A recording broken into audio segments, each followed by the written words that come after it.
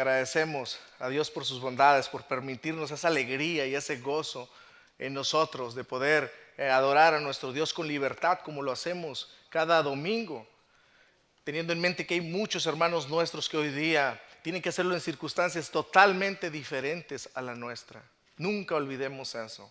Hay hermanos nuestros en la fe que están en circunstancias totalmente adversas, en persecución, se reúnen, pero donde no saben si lo volverán a hacer, puesto que la constante amenaza está.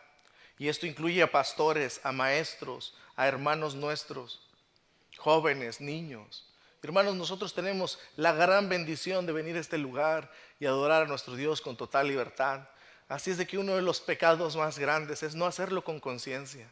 Uno de los pecados más grandes también que cometemos, hermanos, y comúnmente es no deleitarnos y no ser agradecidos para con nuestro Dios por ese privilegio que tenemos. Así es de que es mi oración que puedas continuar deleitándote, que en esta tarde Dios bendiga tu vida, tu familia, por medio de la predicación también. Que tu estancia acá no sea en vano, sino que salgas acá viendo al Dios de gloria. Que salgas de acá con tu corazón lleno de gozo al ver la necesidad que tienes de Él, pero también en la medida como Dios ha satisfizo esa necesidad que tú tienes. Que Dios bendiga su palabra, que Dios bendiga sus vidas, hermanos. Voy a invitarlos a abrir sus Biblias en Marcos, capítulo 2. Y voy a invitarlos que lo tengan ahí abiertos. Si estás aquí por primera vez, bienvenidos. Nos da muchísimo gusto que estés acá. Aquellos también que nos están mirando por las redes sociales, sobre todo por el Facebook y posteriormente en YouTube, sean bienvenidos. De igual manera, es nuestra oración que Dios bendiga sus vidas. Como iglesia BC Español tenemos como misión y propósito que creas en el Evangelio, que el mundo entero cree en el Evangelio de nuestro Señor Jesucristo, que toda persona que viene el conocimiento de Dios pueda crecer en el conocimiento, en el entendimiento de nuestro Salvador, que pueda crecer espiritualmente, que pueda crecer personalmente para la gloria de Dios y de la misma manera podamos compartir con otros lo que de gracia hemos recibido. Hay muchas personas que tienen ideas preconcebidas acerca de Jesús y acerca de la iglesia. Muchas personas tienen información acuñada en sus mentes que viene de todos lados, de diferentes fuentes, que son muy ajenas a la verdad de las Escrituras. Unos, por ejemplo, miran a Jesús como alguien que demanda de las personas que sean perfectas, si no, no pueden ser recibidas por Él.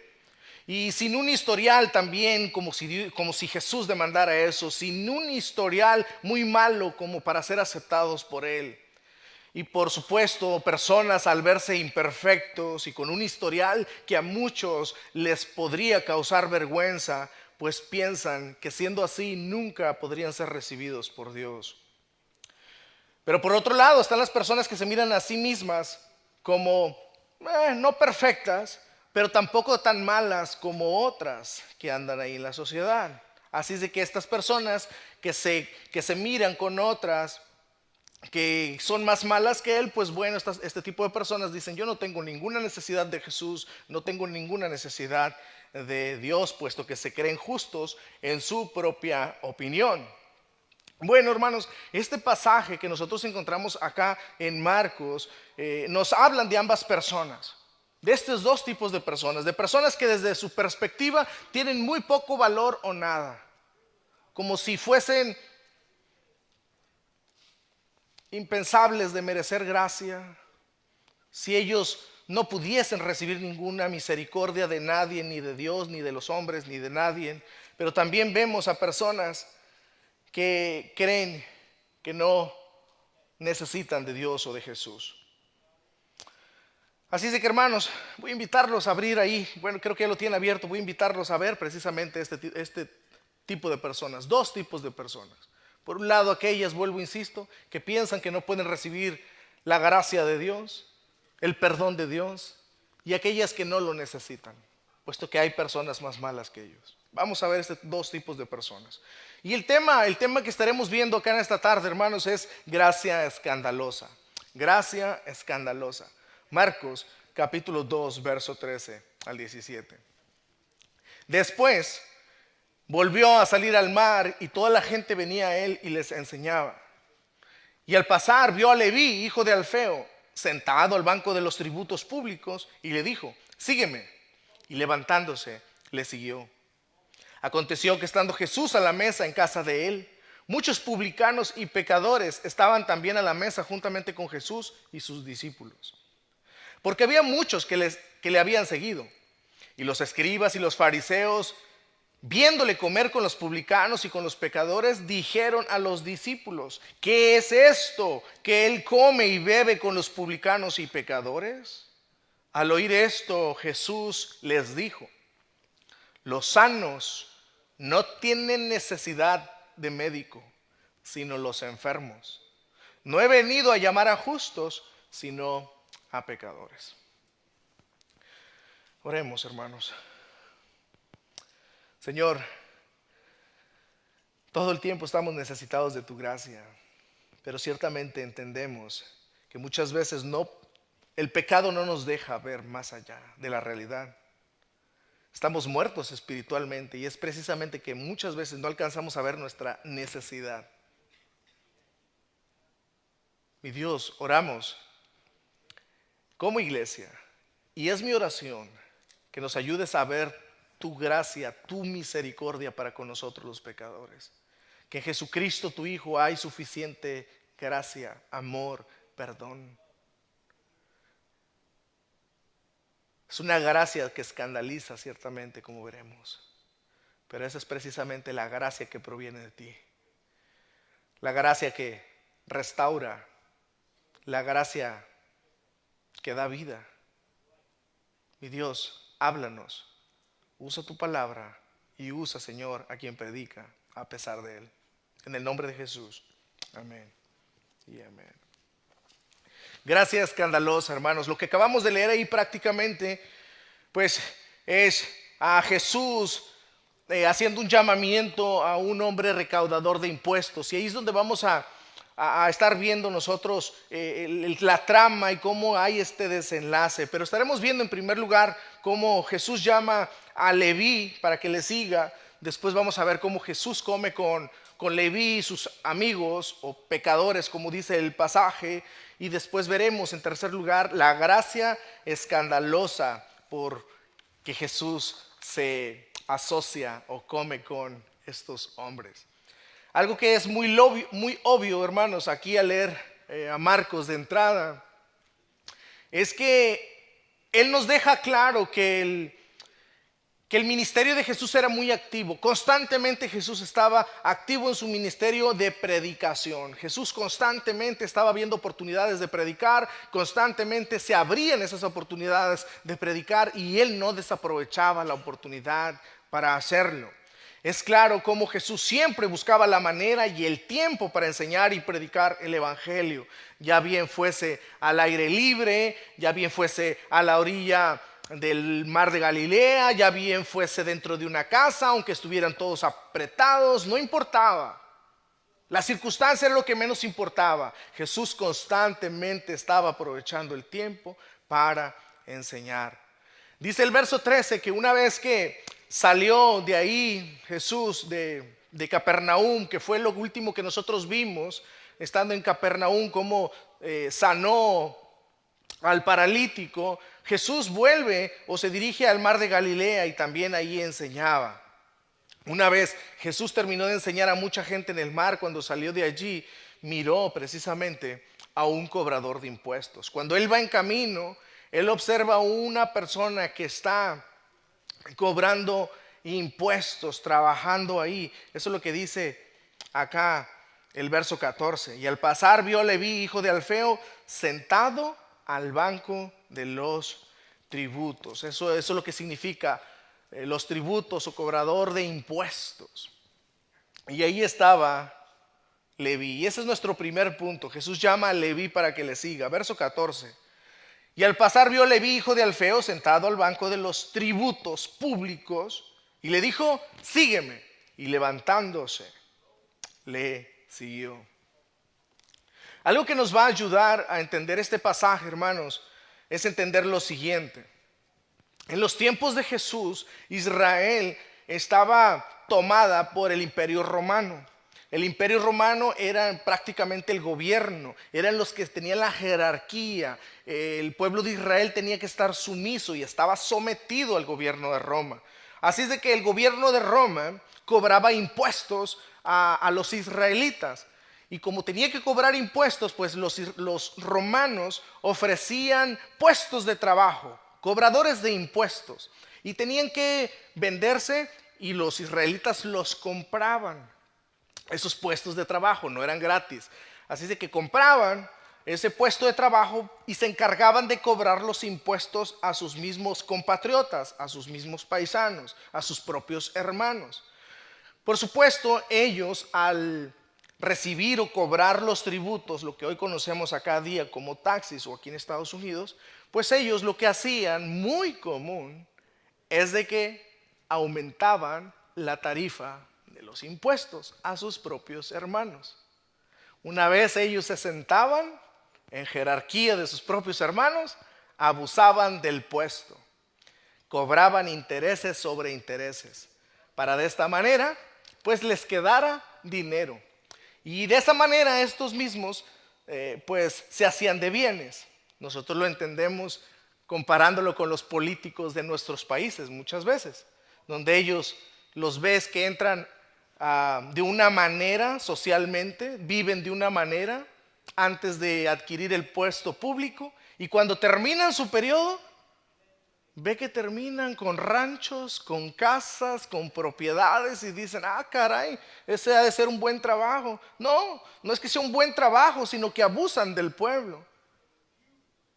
Y es precisamente la costumbre de los cobradores de impuestos. Es la costumbre prácticamente de ellos.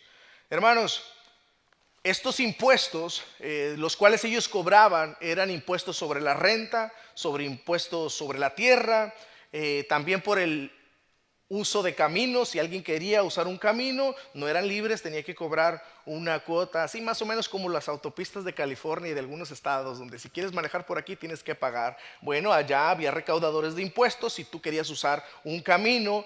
También si tú estabas transportando bienes de un lugar a otro tenías que pagar impuestos. Prácticamente Capernaum era como una especie de puerto. Era un lugar estratégico donde todas las personas del lado de Asia tenían que pasar, como decir, a Europa. Entonces tenían que pasar prácticamente por ahí y tenían que pagar impuestos. Es más o menos como cuando las personas o nuestros paisanos tienen que viajar a México. Al cruzar la frontera y llevan cosas, tienen que pagar impuestos. Y la misma historia, usted ya se la sabe ahí, cómo les quitan el dinero. Bueno, estos cobradores de impuestos tenían que cobrarle a sus propios hermanos de raza impuestos sobre todo estos. Ahora lo que sucedía es que estos recaudadores de impuestos, les repito, abusaban de su puesto, abusaban de su autoridad y eso traía como consecuencia, imagínense, que sus propios hermanos los odiaran. Los mismos israelitas al ver a sus hermanos pero que trabajaban para el gobierno romano, los odiaban, no los querían en ninguna manera, puesto que se aprovechaban precisamente de ellos. Y los veían como traicioneros a la patria también, puesto que trabajaban para el imperio que los tenía suprimidos o oprimidos. Así es de que, hermanos, Leví era uno de estos cobradores de impuestos. Y es a Leví precisamente a quien Jesús está llamando. Y al pasar vio a Leví, hijo de Alfeo, sentado al banco de los tributos públicos, y a este fue el que le dijo, sígueme. Y levantándose, le siguió. No hubo oposición, no hubo resistencia. Inmediatamente Leví, al escuchar a Jesús, él le siguió. Lo que está haciendo Jesús acá, hermanos, con Leví es una invitación, pero no al arrepentimiento, porque seguramente para este punto Leví ya conocía a Jesús, ya lo había escuchado predicar, él ya se había arrepentido. Más bien aquí, en mi perspectiva, y creo que muchos también creen esto, es que Jesús lo está llamando al discipulado. Él ya se había arrepentido, él creía en Jesucristo como el Hijo de Dios. Sin embargo, ahora Jesús acá lo está llamando a un discipulado, a seguirlo, a estar de cerca totalmente con él. Sin duda alguna, la fama de Jesús para este tiempo ya se había extendido por toda Galilea, puesto que recuerden que Jesús había hecho muchos milagros, muchos prodigios, y las personas ya estaban hablando por todos lados acerca del poder del Hijo de Dios. Leví lo que hace entonces acá es de que se levanta, deja su banco donde cobraba impuestos y lo sigue.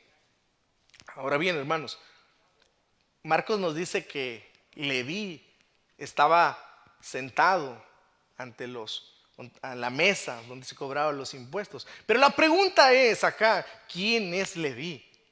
¿Quién es Leví? Bueno, hermanos, Leví en nombre hebreo y Mateo es en griego. Por tanto, este Leví que aparece aquí es Mateo. ¿Cuál Mateo? Mateo, el autor del primer evangelio. Mateo, este es al que Jesús está llamando para seguirlo, quien posteriormente escribiría el evangelio que lleva su nombre, Mateo. Esa es gracia, hermanos, es gracia de Dios, una gracia escandalosa, ya que para muchos esa gracia sobre pecadores hasta el día de hoy causa escándalo en el mundo. Eso fue en primer lugar un escándalo, como vamos a ver en los versos siguientes. Esa misma gracia que Jesús derrama sobre pecadores, sobre hombres, los cuales son despreciados por la sociedad, causa escándalo. Cuando una persona precisamente, después de vivir muchos años fuera de la voluntad de Dios, fuera de la voluntad del conocimiento de su Hijo Jesucristo, en el mundo, como dice la Escritura, y cuando viene el conocimiento del Señor, esa salvación sobre su vida, esa gracia derramada sobre esa persona, causa escándalo en el mundo. El mundo inmediatamente comienza a decirse y a cuestionarse: ay, sí, ahora sí, muy santo, pero yo sé cómo tú vivías. Y eso es precisamente lo que vamos a comenzar a ver acá. Jesús llama en primer lugar a Leví para salvarlo. Después se convierte en un discípulo, porque sepan ustedes, hermanos, iglesia, que el llamado de Jesús en primer lugar es al arrepentimiento, pero esto inmediatamente implica un llamado al discipulado. En otras palabras, Dios no salva a alguien y después lo deja para que siga viviendo como Él quiere, sino que Dios lo salva para que viva precisamente para Él. Dios lo aparta, lo santifica para que viva para Él. Eso es discipulado, y eso es precisamente lo que Jesús está haciendo acá con Leví. Posteriormente, Jesús va a llamar a más discípulos, y haciendo un grupo de 12 hombres, los cuales conocemos como los 12 apóstoles. Así es de que Dios lo escoge por pura gracia, así como a ti y a mí nos ha escogido Dios, por pura gracia, por el afecto de su voluntad, no por algo que hubiese visto bueno en nosotros, sino todo lo contrario. Éramos enemigos de Dios, culpables delante de Él, pero Dios derramó su gracia sobre tu vida y sobre mi vida. Nosotros, hermanos, por supuesto, conocemos la historia de Mateo, pero lo asombroso de esto es que quien estaba Jesús llamando era un despreciado de la sociedad. Cuando Jesús lo mira ahí sentado cobrando los tributos, los taxes, los impuestos, Leví o Mateo no era bien visto por la sociedad, era despreciado. En sus tiempos sus mismos compatriotas, vuelvo e insisto, ni siquiera a la cara lo miraban. Era un despreciado de la sociedad. ¿Por qué? Porque él era un abusivo, era un ladrón y era un codicioso. Hermanos, piensen en esto. Eso era delante de la sociedad, pero de igual manera Jesús no ignoraba eso. Jesús sabía quién era Él. Jesús sabía quién era Él. Él no lo ignoraba, lo sabía, mas lo que hizo Jesús es de que lo llamó. Y después de este llamamiento ya nunca fue la misma persona. Una vez Jesús le dice, sígueme, y él se levanta. Mateo nunca más fue la misma persona. Y esa es la realidad que aplica hasta el día de hoy. Cuando Jesús llama, cuando Dios llama a un pecador, ese pecador jamás vuelve a ser la misma persona. Jamás. Seguirá luchando con sus pecados, ciertamente. En algunas ocasiones tropezará, se debilitará, hasta dudará. Mas nunca, nunca volverá a amar lo que antes amaba, el pecado. Y nunca despreciará a Dios al cual odiaba antes. La persona que es salvada por Dios nunca vuelve a ser la misma.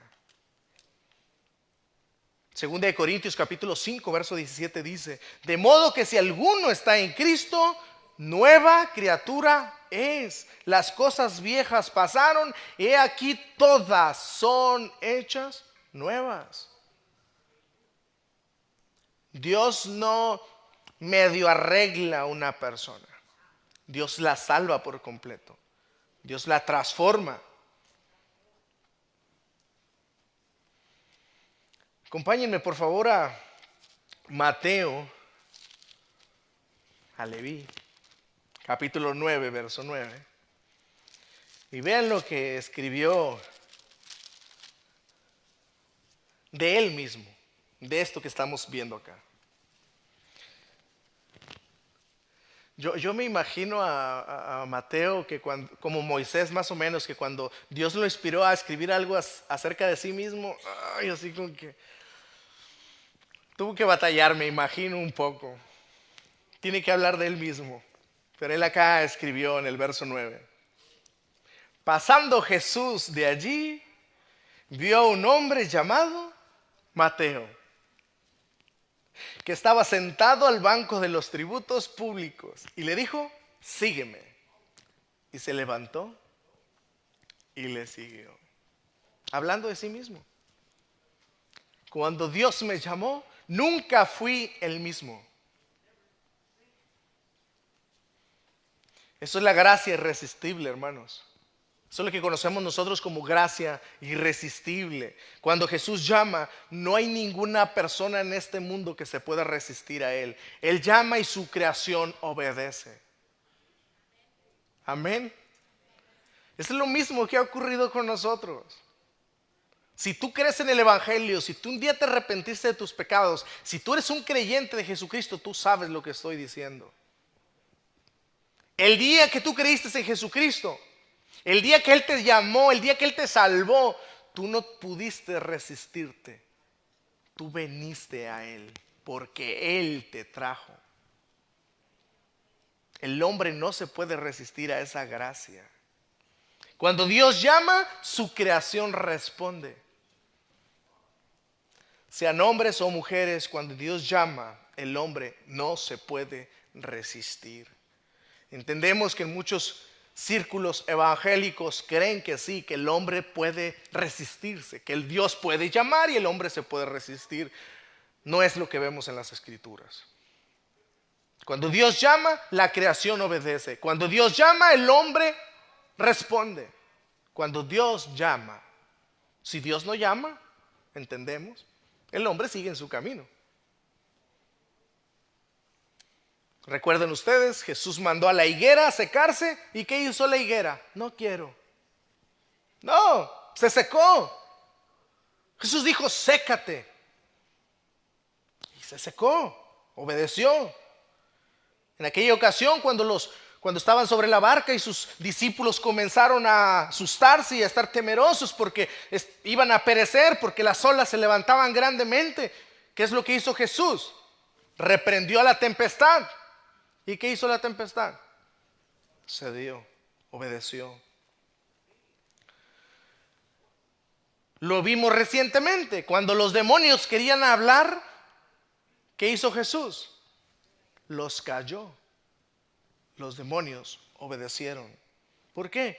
Precisamente, hermanos, porque las Escrituras nos muestran que Jesucristo es el Hijo de Dios, Dios encarnado, el Dios todopoderoso, al cual su creación le obedece, al cual su creación responde en obediencia.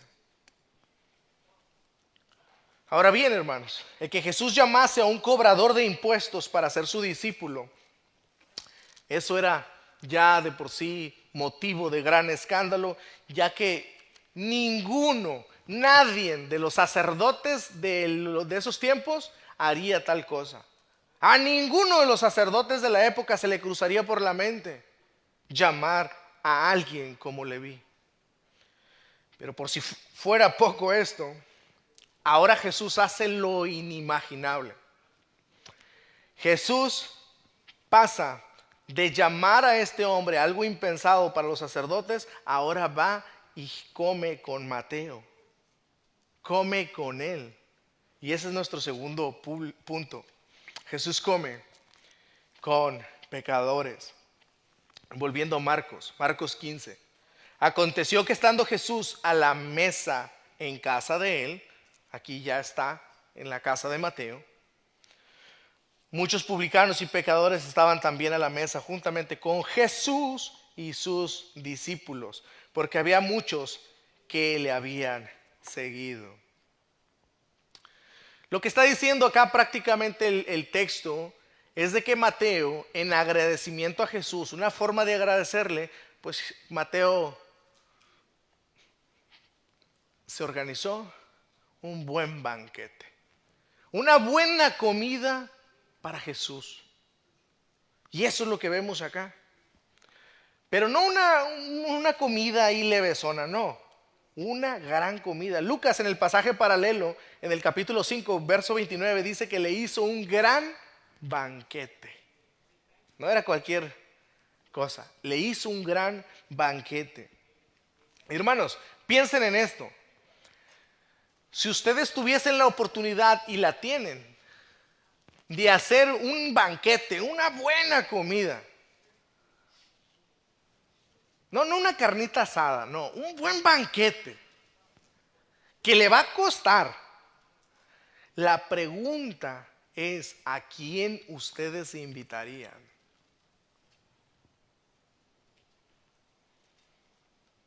¿A quién ustedes invitarían? Sin duda alguna, yo pienso que usted invitaría a los más allegados, a los de más confianza. Quisiera decir a los que más bien le caen, pero todos le tiene que caer bien. Ya hemos visto en Primera de Juan que si usted no ama a su hermano, usted lo odia. Pero al fin de y ahí explicamos también precisamente que aunque amamos a nuestros hermanos, naturalmente en nuestras relaciones, vaya la redundancia, nos relacionamos con unos más que con otros. Nuestras conversaciones a veces tienen más que ver con unos que con otros. Así es de que, sin duda alguna, si usted tuviera la oportunidad de hacer un gran banquete, usted invitaría a los más allegados, a sus amigos más cercanos, ¿cierto? Bueno, pues es precisamente lo que Mateo está haciendo aquí. Eso es precisamente lo que está haciendo acá. Mateo invitó a su Dream Team, hablando de básquetbol. Ustedes los mejores, mis compas, hablando en lenguaje coloquial, mis amigos. A estos voy a invitar acá, a mis colegas de profesión. Eso es lo que dice el verso 15. Que en la casa de Mateo había ¿qué? Publicanos. ¿Quiénes eran estos publicanos? Los recaudadores de impuestos. ¿Quiénes son estos pecadores? Porque aquí ahí parece que hay dos grupos, ¿no? Dice el verso 15, aconteció que estando Jesús a la mesa en casa de él, muchos publicanos y pecadores. Parecen dos grupos diferentes. Hermanos, ¿quiénes eran los publicanos? Cobradores de impuestos. Cobradores de impuestos. ¿Y quiénes eran estos pecadores? Que parece ahí un segundo grupo. Hermanos, los pecadores, este grupo, son aquellas personas marginadas de igual manera de entre la sociedad, que de igual manera como Mateo eran excluidas de todo tipo de ceremonias religiosas. Estas personas eran lo peor. Desde ladrones, personas que hacían trueques, o sea, mañas, se aprovechaban de las personas, hacían business, pero engañaban a las personas. Aquí en este grupo de pecadores había prostitutas y desahuciados también. Aquí, en el banquete de Mateo. Así que publicanos y pecadores no son en sí dos grupos diferentes, es un solo grupo, hermanos, es un solo grupo. Al fin y al cabo, ninguno, ni cobradores de impuestos, ni estos pecadores podían entrar a las sinagogas. No se les permitía, aunque quisiesen. ¿Por qué? Porque eran vistos como impuros, personas que se relacionaban con personas impías, pecadoras, incircuncisos, como muchos dicen hoy día. No, estos se relacionan con pecadores, no, estos no pueden entrar a la iglesia. No, estos se juntan con personas de mala reputación. Yo los miré hablando. No podían entrar a las sinagogas. Y también no podían entrar a las sinagogas porque en el pensamiento de los sacerdotes es de que ellos no vivían conforme a la voluntad de Dios. Ellos no guardaban la ley como debían guardarla. Ninguno de ellos podían ir a una corte a declarar por alguien, tampoco. ¿Por qué? Porque todas estas personas que pertenecían a este grupo eran de dudosa reputación. Por tanto, eran considerados pecadores por los sacerdotes y los religiosos de la época. Eran discriminados, hermanos. Bueno, es precisamente aquí, con este grupo mencionado, que entra Jesús a comer con ellos. Es con este grupo con los cuales Jesús se sentó a la mesa a comer con todos aquellos. Y no solamente él, sino sus discípulos. Para este punto, si no nos equivocamos, lleva solamente 4 discípulos. Y con ellos son con los que está sentado acá. Con Pedro, con Andrés, con Jacobo y Juan, a quien con anterioridad había llamado. Hermanos, en el contexto judío, si una persona invitaba a comer a su casa a alguien, si alguien decía, ven, te invito a mi casa, es porque lo consideraba su amigo de verdad. No era tanto como en nuestra cultura a la cual nosotros estamos acostumbrados en México.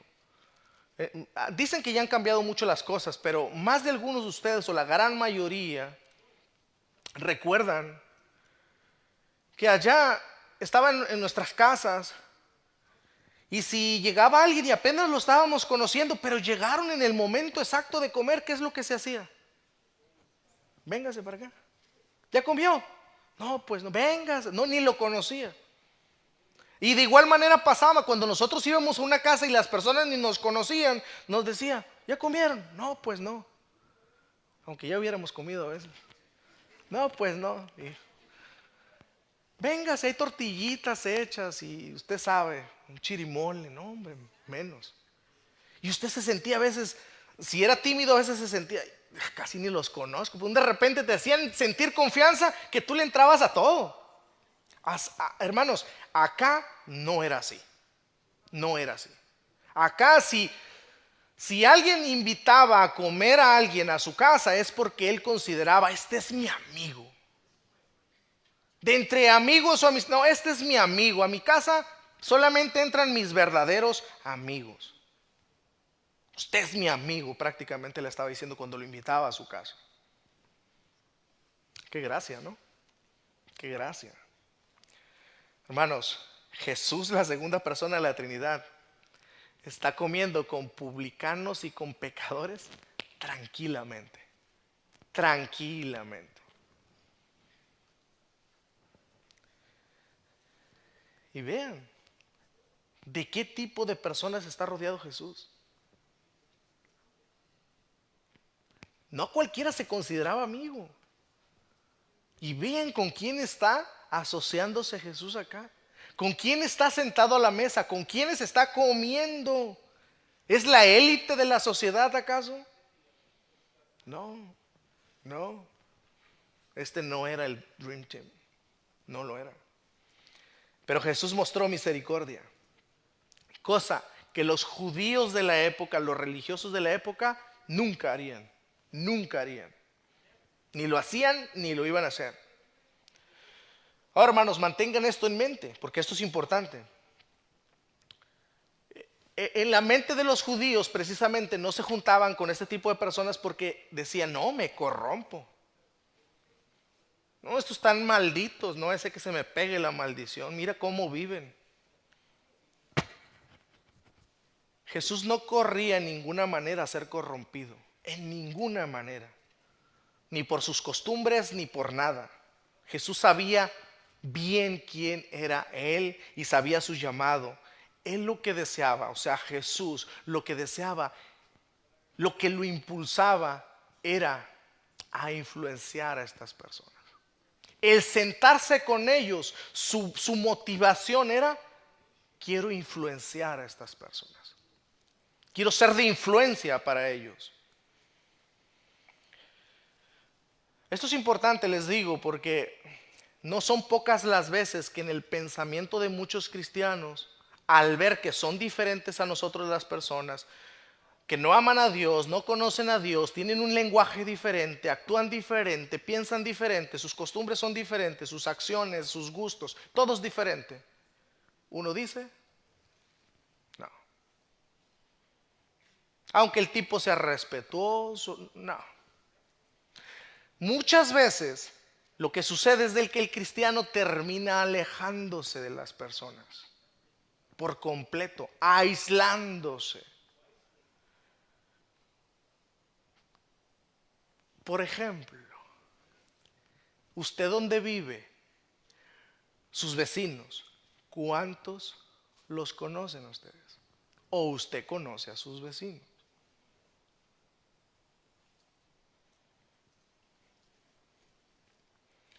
Hermanos, muchas veces tendemos a irnos a los extremos. Por un lado, nos juntamos mucho con personas que no son creyentes. Y lo que sucede muchas veces es de que esas personas terminan influenciando más a los cristianos, en lugar del cristiano ser de influencia para ellos.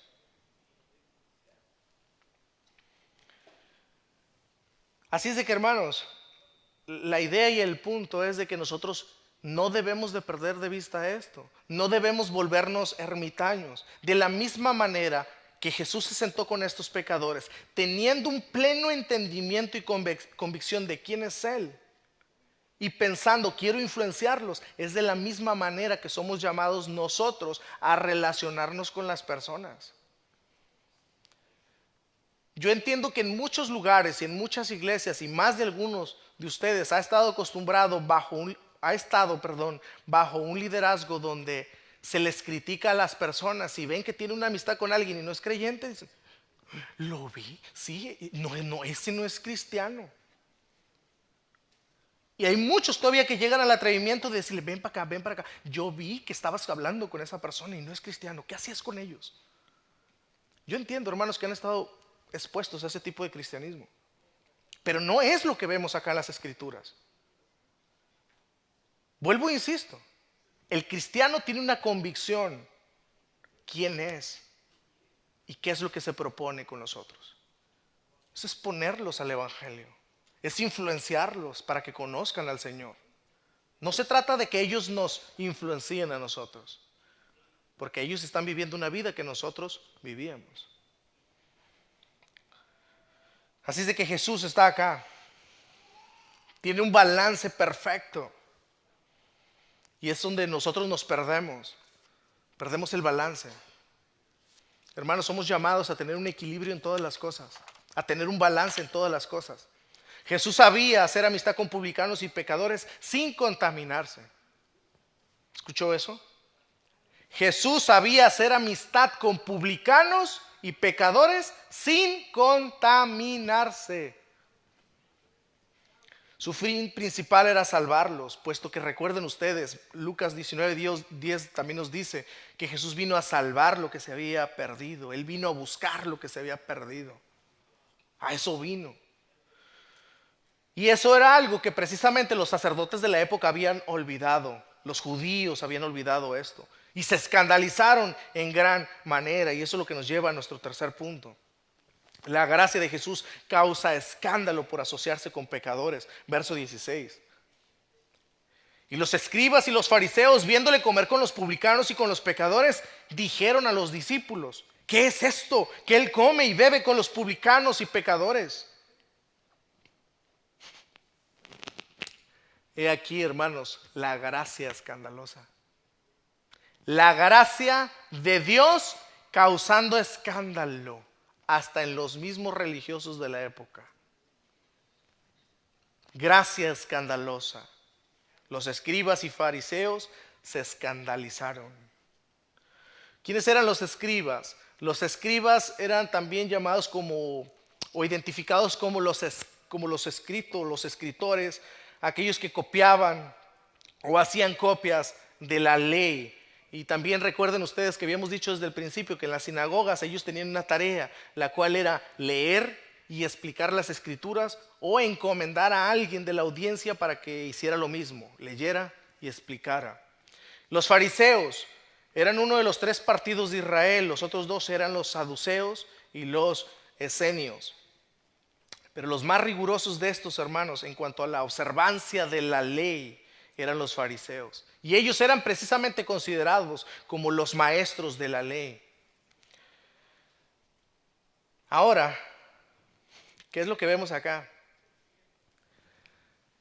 Estos fariseos y escribas van y se dirigen hacia los discípulos de Jesús, puesto que están escandalizados, no entienden cómo va a ser posible que Jesús se esté sentando a comer con estos pecadores.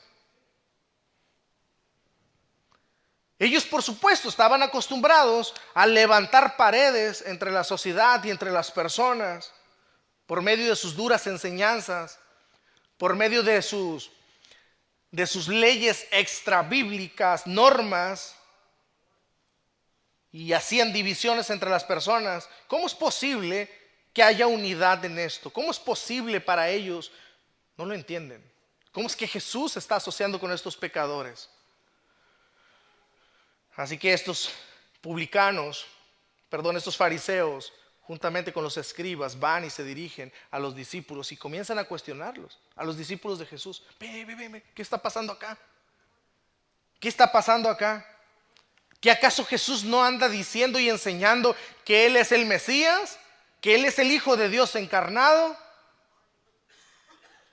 Si de verdad fuese Dios, supiese quiénes son estas personas. Para ellos, a ellos no les cabía, hermanos, cómo siendo Dios se estaba juntando, conviviendo, comiendo, sentado con pecadores. ¿Cómo siendo Dios puede hacer eso? Si Jesús de verdad fuera un profeta de Dios, no debía entrar en contacto con estos impíos pecadores.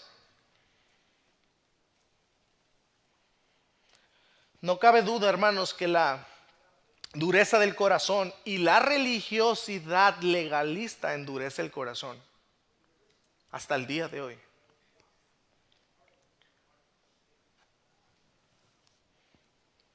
La dureza del corazón y la religión legalista enceguece. Lo más importante para ellos era guardar sus leyes, y leyes que se habían inventado no eran leyes que estaban estipuladas en la palabra de Dios. Para ellos era más importante guardar sus propias leyes, lo que ellos pensaban y creían, más allá que la misericordia. Así es de que, hermanos, también acá nos está enseñando que no descartemos a nadie por lo que es, sino por lo que puede llegar a ser esa vida en las manos de nuestro Dios. No descartemos a nadie por lo que es, sino más bien pensemos en lo que puede llegar a ser esa vida en las manos de Dios.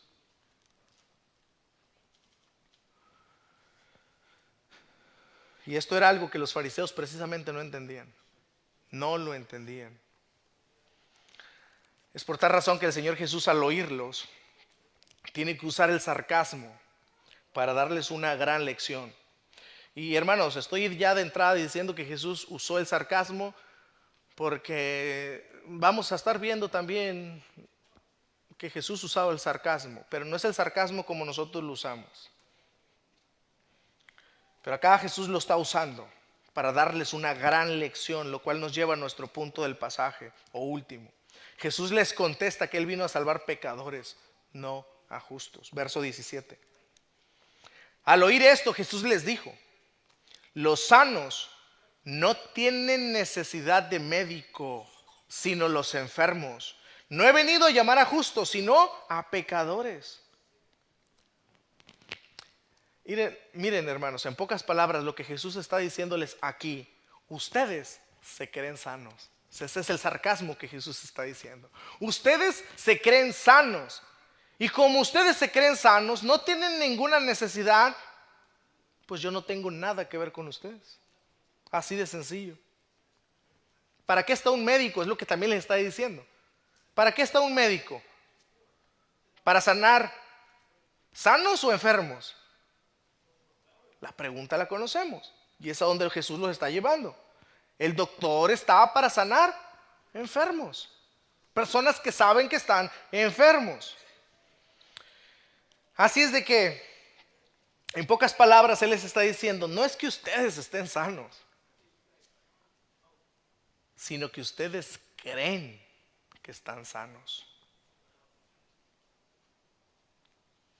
Y lo mismo pasa con las personas hoy día, hermanos.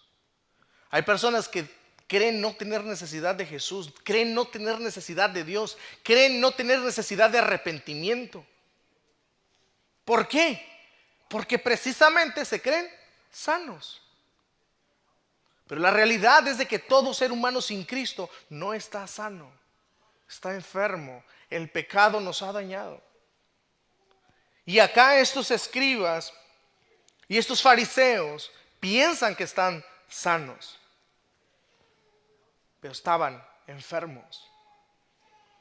Ellos estaban necesitados de la gracia de Dios, hermanos. Vuelvo, insisto, ellos estaban preocupados más por andar en las ordenanzas que ellos mismos se habían autoimpuesto al pueblo, y se olvidaban de tener misericordia de las personas.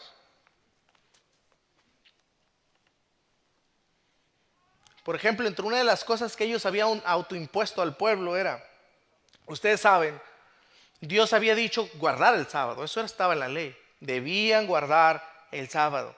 Pero ellos agregaron, a la ley de Dios agregaron: no puedes caminar más de 1 milla. Muchos piensan que la milla viene de Dios. Deben lavarse las manos antes de comer. Muchos piensan que también antes de comer debían lavarse las manos, como están las escrituras, que vienen y le dicen: tus discípulos no se están lavando las manos, y lo veremos después. No es que estaba en la ley, hermanos, ya lo veremos. Es una ley que se la inventaron ellos mismos.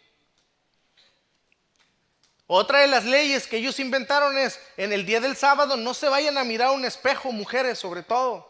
No vaya a ser que la vanidad les gane y se vean una cana y se la quieran quitar. Bueno, si se la llegan a quitar, ustedes ya están violentando la ley del sábado. Estamos hablando de leyes absurdas que ellos tenían. Pero si nosotros analizamos las leyes absurdas que hay hoy día, también. Lo que ocurría que al guardar estas ordenanzas extrabíblicas, ellos se sentían, hermanos, superiores al resto de las personas y los despreciaban, lo cual a los ojos de Dios esto era inaceptable. Por ejemplo, si ustedes me acompañan rápidamente a Lucas capítulo 18, verso 9. Capítulo 18, verso 9 al 14 dice lo siguiente. Capítulo 18, verso 9 en adelante. Lucas capítulo 18, verso 9 en adelante. A unos que confiaban en sí mismos como justos, observe, y menospreciaban a los otros, dijo también esta parábola, o sea, a ellos. Dos hombres subieron al templo a orar. Uno era fariseo y el otro publicano. Y el fariseo, puesto en pie, oraba consigo mismo de esta manera: Dios, te doy gracias porque no soy como los otros hombres, ladrones, injustos, adúlteros, ni aun como este publicano. Ayuno 2 veces a la semana, doy diezmos de todo lo que gano. Mas el publicano, estando lejos, no quería ni aún alzar los ojos al cielo, sino que se golpeaba el pecho diciendo: Dios, sé propicio a mí, pecador. Os digo que éste descendió a su casa justificado antes que el otro, porque cualquiera que se enaltece será humillado, y el que se humilla será enaltecido. Hermanos, ciertamente no somos salvos por ser misericordiosos, somos salvos por la fe en Jesucristo. Mas el resultado es que al entender que hemos sido perdonados y amados por gracia, nosotros reaccionamos o deberíamos reaccionar con misericordia hacia todo tipo de personas. Deberíamos reaccionar con misericordia para con todo tipo de personas, porque entendemos precisamente que hemos sido perdonados por el puro afecto de la voluntad de Dios. No por nada que nosotros hubiésemos hecho, sino por su inmensa gracia. Esa es la diferencia que hay entre el legalismo y el evangelio, precisamente. Así es que veamos unas aplicaciones, hermanos, para terminar. Lo primero que nosotros aprendemos acá es precisamente la misión de Jesús. Él vino como un médico que vino a curar la más mortífera de todas las enfermedades. La enfermedad más mortífera de todas las enfermedades es el pecado. El pecado es la raíz de todas las demás enfermedades. El pecado, recuerden ustedes, ofende a Dios. Es lo que ya hemos visto. El pecado ofende a nuestro Dios. Y no solamente ofende a nuestro Dios, sino que el pecado nos aleja de Dios. Y el pecado no solamente nos aleja de Dios, el pecado también nos aleja de los hombres.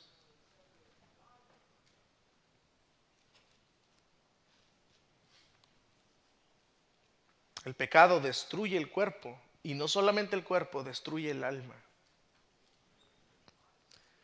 Pero amados hermanos y amigos también que nos acompañan, la buena noticia es que Jesús vino al mundo precisamente a salvar lo que se había perdido. Jesús precisamente a eso vino. Jesús vino a morir por pecadores culpables como nosotros. Jesús vino a salvar al mundo de sus pecados. Esa es la buena noticia del evangelio. Jesús vino a buscarnos, y no solamente vino a buscarnos, Él vino a vivir una vida que tú y yo no podíamos vivir. La vida que Dios demanda de ti y de mí, Jesús la vivió. Y no solamente que Jesús vivió una vida de perfecta obediencia a Dios, sino que Él fue a morir a la cruz como sacrificio o en sacrificio por nuestros pecados, lo que Dios demandaba. Sin derramamiento de sangre no hay remisión. Por eso es que Jesús tenía que ir a morir en una cruz, a derramar su sangre por pecadores culpables como tú y como yo. Y ese sacrificio perfecto de Jesucristo nos fue contado, imputado a nuestro favor, a todos los que creemos en Jesús. Esa justicia perfecta, esa vestimenta perfecta de Jesús fue puesta en el pecador, o sea, en ti y en mí y en todo aquel que viene a Cristo.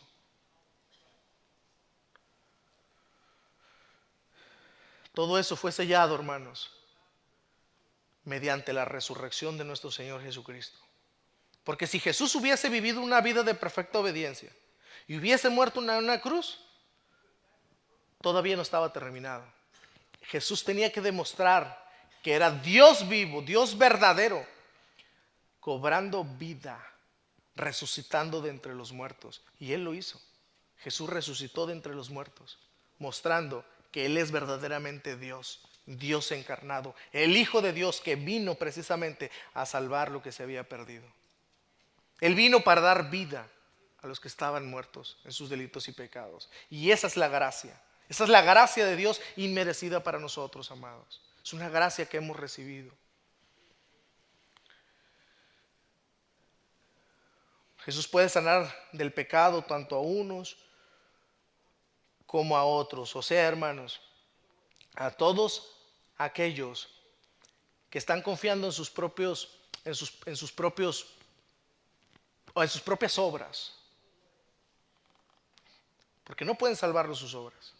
Dios puede salvarle a usted que confía en sus obras, pero lo que tiene que hacer es precisamente dejar de confiar en sus obras. Tiene que poner su fe y confianza en Jesucristo, porque sus obras no salvarán, no le salvarán y no salvarán a nadie.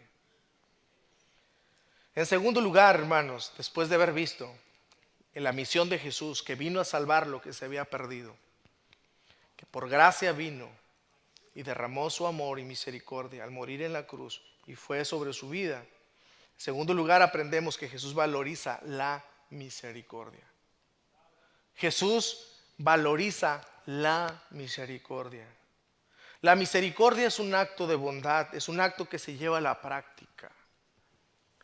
Podemos hacer cosas religiosas, mas si la bondad y la misericordia no es parte de nuestras vidas, tal vez no hemos entendido lo que significa gracia. Si nosotros no somos misericordiosos para con los pecadores, si nosotros no somos misericordiosos para con los otros, tal vez no hemos entendido lo que significa gracia.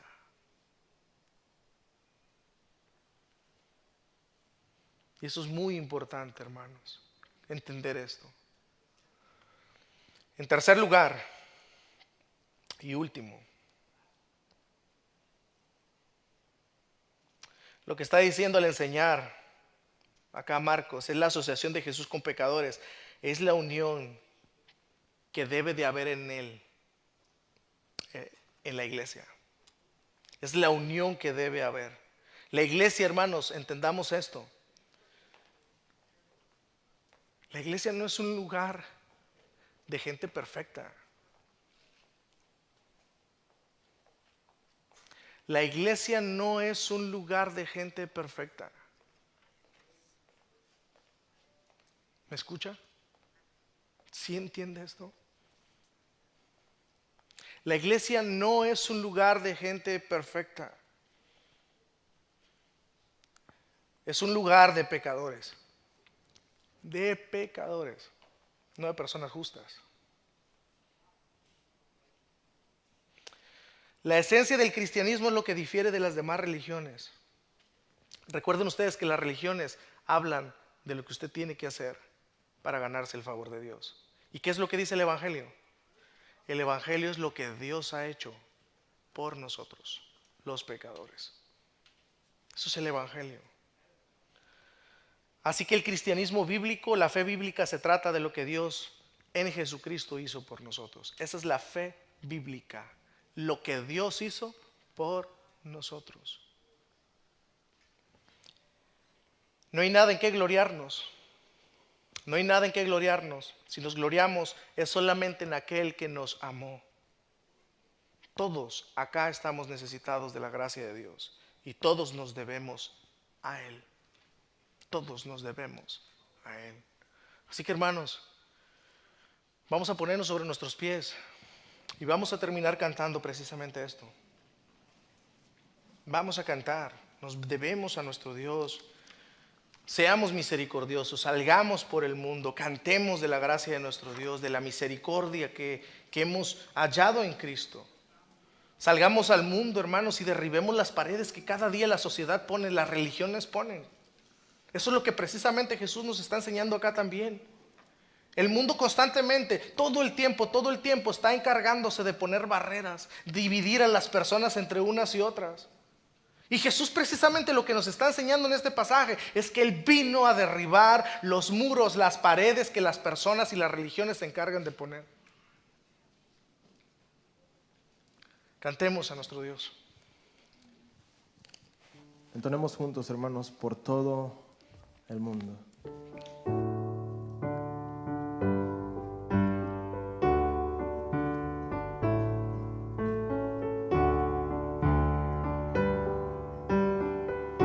Le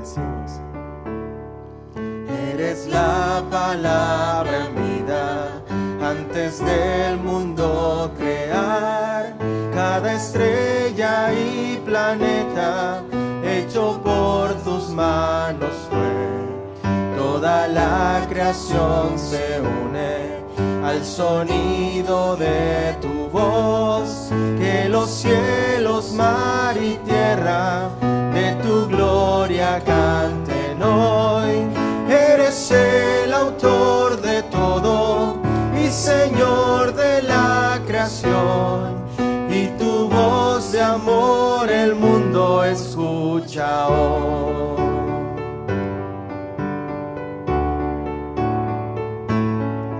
Desde el cielo descendiste para al hombre rescatar, te privaste de la gloria por la angustia de la cruz.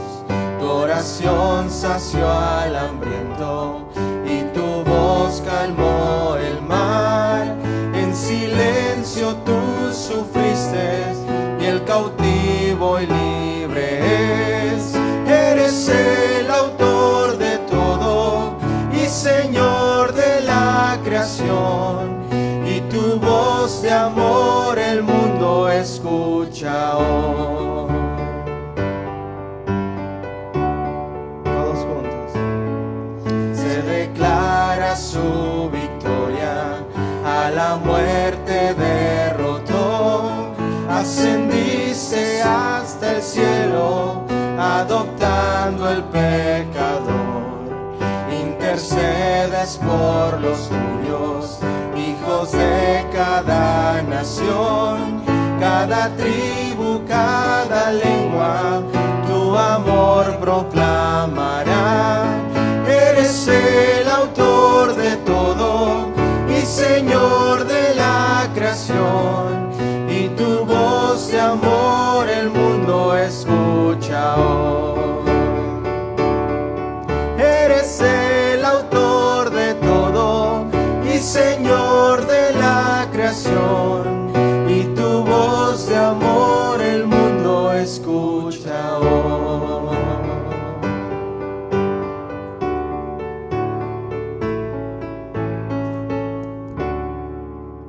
La voz de Dios el mundo escucha hoy.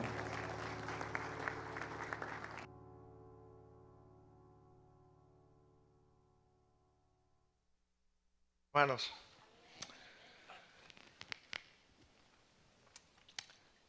nuestro Dios que vino a salvarnos, que se sentó y nos hizo sentar a su mesa, es una gracia que ciertamente causa escándalo en el mundo, pero esa es la gracia que el mundo necesita escuchar, la gracia que hay en Jesús al perdonar todo tipo de pecados y a todo tipo de pecadores. Hay gracia suficiente en nuestro Dios. Que Dios nos ayude, hermanos, a continuar meditando en estas verdades de las Escrituras. Que Dios nos ayude a nosotros poner en práctica esto que hemos aprendido. Que seamos misericordiosos también para con todos aquellos que están sin Cristo. Que a través de nuestras vidas, de nuestro ejemplo de amor hacia el Señor, convicciones fuertes en su palabra, ellos puedan ver a nuestro buen Dios. Que lo que Dios ha hecho en nuestras vidas lo puede hacer en cualquier otra persona. Así es de que si tú estás acá en esta tarde y nos has acompañado por primera vez, te has alejado del Señor, este es el tiempo precisamente de venir a Jesús, de ponerte a cuentas con Él. Si tú estás sin Cristo acá, este es el tiempo, este es el día de salvación para tu vida. Confía en Él y Él hará. Hay misericordia en Él. Que Dios bendiga nuestra iglesia, que Dios bendiga sus vidas, hermanos. Vamos a terminar con oración y después despedirnos de esta manera. Amén.